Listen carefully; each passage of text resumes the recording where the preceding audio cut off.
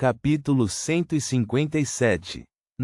Não estamos. Klein não teve chance de responder antes de Benson interromper com um sorriso. Embora Elizabeth seja realmente um pouco jovem e sua família seja muito mais prominente que a nossa, acho vocês dois bastante adequados um para o outro.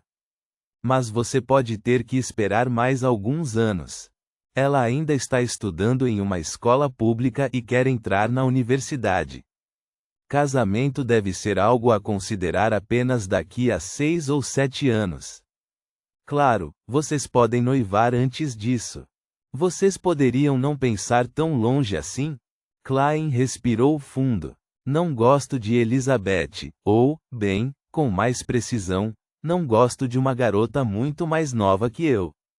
Prefiro mulheres mais maduras. Sinceramente, posso aceitar qualquer pessoa com uma diferença de idade razoável, mas não agora, ele acrescentou interiormente, exasperado. Você gosta de garotas mais maduras? Melissa franziu as sobrancelhas, então deve resolver rapidamente a questão do seu casamento. Klein não conseguiu entender o salto na lógica de sua irmã. E perguntou confuso. Melissa explicou seriamente. Você terá 25 anos quando terminar de economizar para seu casamento.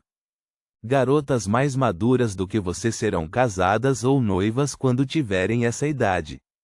Você quer ir atrás de uma viúva? Mas o que? Klein pensou em mandarim e ficou sem expressão. Benson sorriu e refutou a irmã. Melissa, você não entende. Hoje em dia, não é raro ver mulheres na casa dos 30 que não são casadas ou noivas na classe média. Elas são em maioria seguidoras da deusa, e todas têm a capacidade de se sustentar. Elas preferem ficar solteiras do que presas em um casamento com o qual não estão satisfeitas. Foi o que li na revista Família. É mesmo? Melissa era uma garota de 16 anos de idade. Ela não tinha muito entendimento sobre assuntos como este. Ao ver seus irmãos sendo animados pela conversa, Klein tossiu e disse: O que eu quis dizer com madura é seu estado mental. Não precisam ser mais velhas que eu. Além disso, a pessoa que deveria se preocupar com casamento é Benson. Sinto muito, irmão, não tive escolha, ele pediu desculpas em seu coração. Melissa congelou por um momento, depois assentiu profundamente, isso mesmo. Benson estava prestes a elaborar sobre problemas conjugais da classe média quando de repente estremeceu. Ele olhou para a irmã que estava olhando para ele e disse: Estou agora à beira de um ponto de virada na minha vida. Tenho que dedicar toda a minha atenção ao estudo. Só terei confiança de perseguir minha garota desejada quando encontrar um emprego que me satisfaça e tenha uma quantidade razoável de economia. Só então poderei lhe proporcionar uma boa vida. Klein e Melissa congelaram, depois perguntaram em uníssono. Você tem uma garota de quem gosta? Benson, que tinha apenas dado uma resposta superficial, ficou chocado. Ele balançou a cabeça, apressado. Não, estava apenas dando um exemplo. Burgo Houston, em uma casa escura e sombria de Backlund. Um homem de meia-idade com cabelos grisalhos estava sentado silenciosamente em uma cadeira de balanço em frente a uma lareira apagada com um cachimbo de cor escura na mão.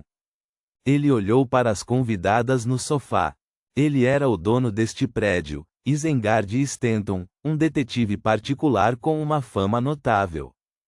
Mas ele não montou um escritório, apenas contratou assistentes para ajudá-lo. Isengard, vestido com uma camisa branca e colete preto, levou o cachimbo aos lábios e inalou de maneira intoxicada antes de expirar lentamente. A taxa para uma consulta de 30 minutos é de 1 libra. Se fosse você, definitivamente não perderia um segundo. As duas damas no sofá em frente a ele eram Forswall e Schilderesha. Elas haviam encontrado materiais relacionados ao contra-almirante Furacão Quilangos e queriam pedir a esse detetive para consolidar os hábitos e ações de seu alvo. Obviamente, elas removeram o nome de Quilangos e mudaram a descrição dos incidentes sobrenaturais. Schilderesha entregou a pasta que continha os documentos ao assistente de Isengard, um jovem de cabelos castanhos, usando óculos de armação dourada. Senhor detetive, espero que possa encontrar hábitos nas ações do alvo usando o material que fornecemos. Mesmo não sendo alta, Schilderesha tinha um ar de autoridade quando se sentava ereta e falava com uma voz profunda. Isengard olhou para ela e recebeu o arquivo de seu assistente. Ele abriu a pasta e tirou o material de dentro. Ele largou o cachimbo e se concentrou em ler página após página, sem pular nenhuma. 10 minutos depois, este cavalheiro bateu lentamente no cabo do cachimbo. O alvo tem uma obsessão pelo vento. Ele não ficará muito tempo em uma área poluída em Backlund, a capital do pó. Em outras palavras, pode estar no Burgo Imperatriz, Burgo Oeste, Burgo Houston, Burgo Sherwood ou nos subúrbios do Burgo Norte. O alvo é um serial killer psicótico com a necessidade de matar alguém dia sim dia não. A coisa mais lógica que ele poderia fazer é atacar mendigos que não têm para onde ir. Até a polícia não tem registros do número exato de mendigos em Backlund. O alvo não estaria morando em uma área muito perto ou muito longe do Burgo Norte ou da Ponte Backlund, que tem a maior concentração de mendigos. Seria o ato de alguém sem sofisticação procurar vítimas próximas demais. Isso não é consistente com suas descrições. Se o alvo tiver que gastar muito tempo antes de encontrar alguém para assassinar, poderá perder o controle de seus desejos e cometer crimes que o exporiam facilmente. O alvo é um marinheiro experiente e tem uma mobilidade excepcional na água. Uma dedução razoável seria que ele não estaria morando em algum lugar muito longe da água. Se algo inesperado acontecer, esse seria seu melhor meio de fuga. Reticências. Em resumo, podemos esboçar a possível área de atividade do alvo. Ele deve estar morando em algum lugar perto da área da Ponte Backlund. Talvez em algum lugar próximo às duas margens do rio Tussock, no bairro Oeste ou bairro Sherwood. Reticências. Só posso deduzir isso dos materiais que você me entregou. Mesmo que elas não entendessem tudo, suas deduções pareciam fazer sentido. Shil e For se entreolharam e assentiram. Elas pegaram de volta os arquivos e se levantaram para sair. Ao ver seu assistente despachar as duas damas, Isengard tirou um item de bronze do bolso do colete. Era um livro-brochura aberto. No meio do livro havia um olho vertical.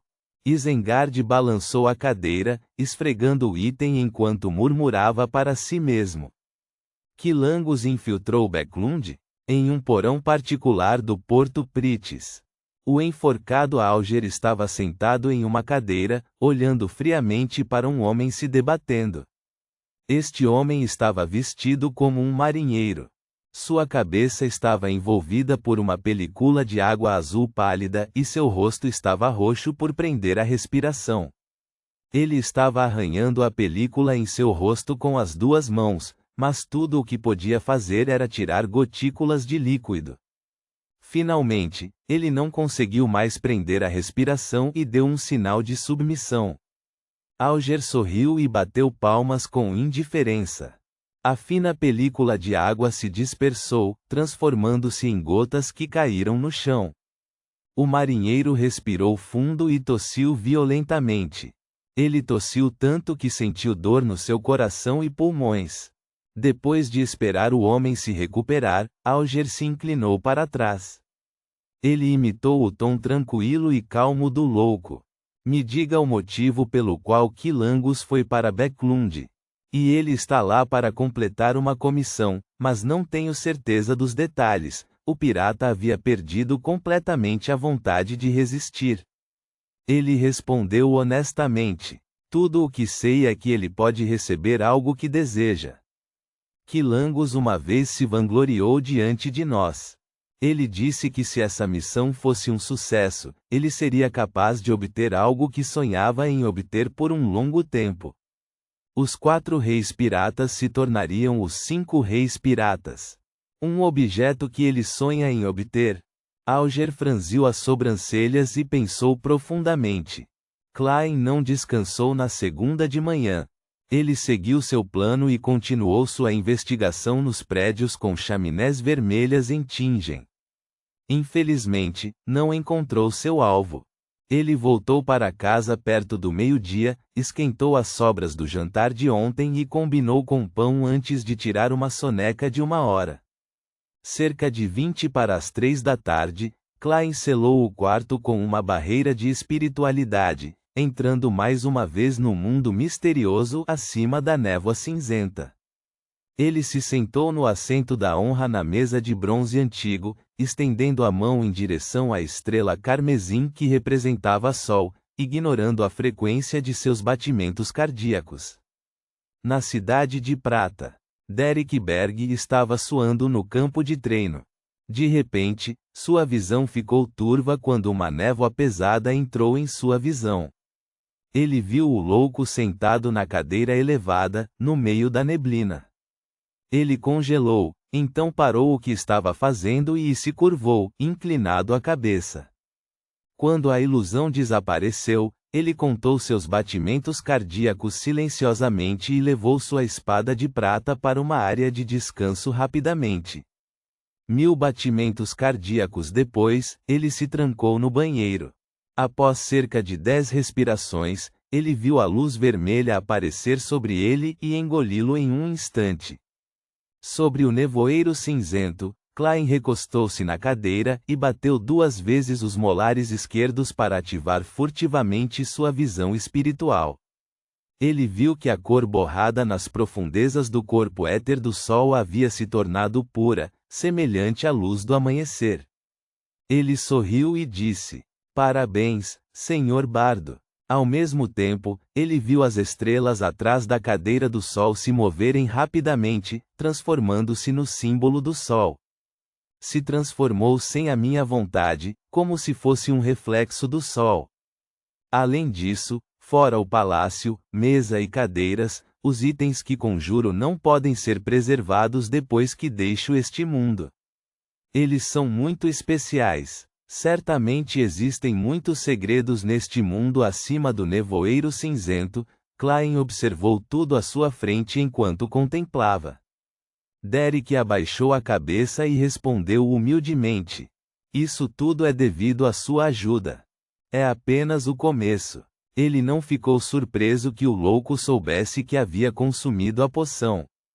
Klein pegou seu relógio de bolso prateado e olhou as horas. Ele riu e disse: "Então vamos começar a reunião. Lembre-se de que a frequência, ou devo dizer, que o espaço entre as reuniões deve ser o mesmo no futuro."